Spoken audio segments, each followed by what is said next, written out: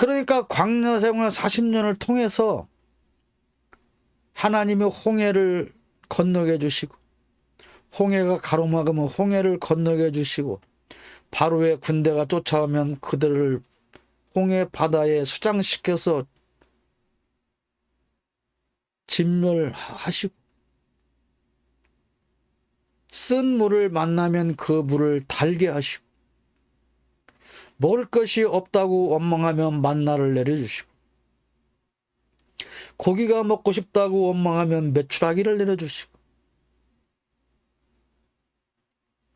옷이 구멍나지 않게 해주시고, 발이 부르트지 않게 해주시고, 낮에는 구름 기둥으로 밤에는 불 기둥으로 보호해 주시는 이러한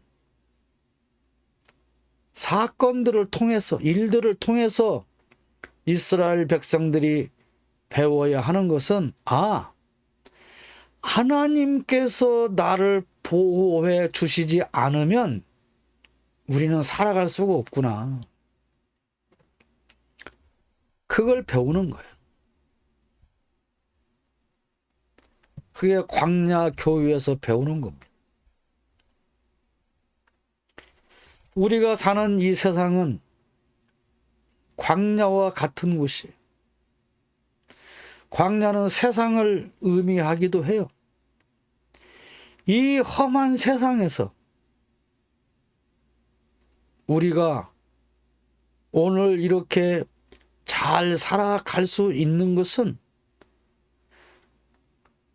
그 광야 생활 40년 동안 이스라엘을 보호해 주셨던 그 하나님께서 오늘 이 광야 같은 세상에서 살아가는 저와 여러분들을 여전히 보호해 주시기 때문에 오늘 우리는 이렇게 살아갈 수 있는 거예요.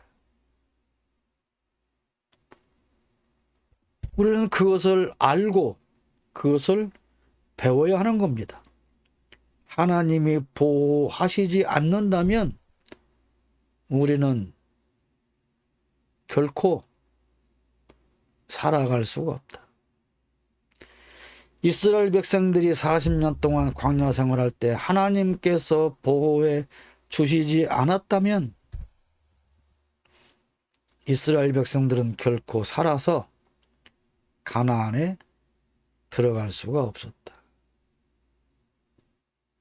하나님께서 나의 보호자 되시는 것을 우리는 날마다 깨닫고 배우고 체험해야 되는 거예요.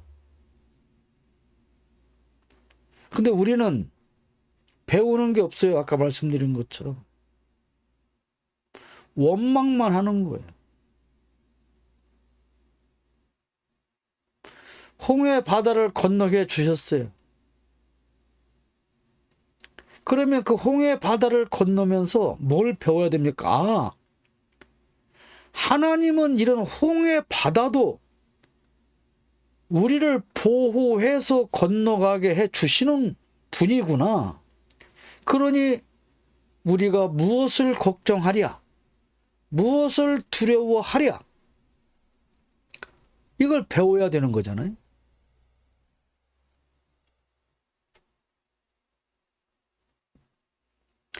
백성들을 건너가게 하기 위해서 갈라놓았던 홍해를 바로의 군대가 쫓아오니 그들은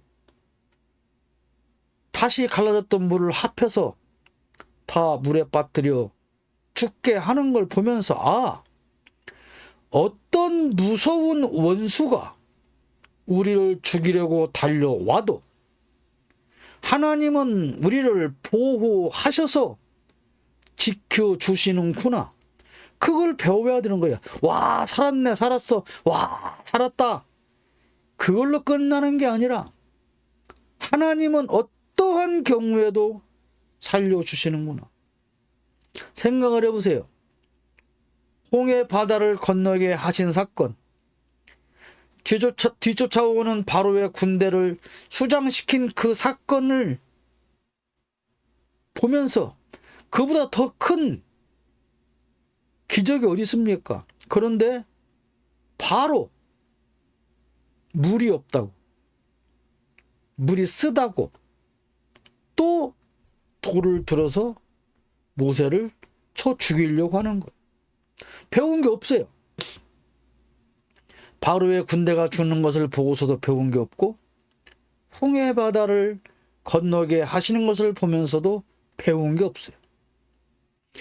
그래서 쓴 물을 또 달게 해 주십니다. 먹어요.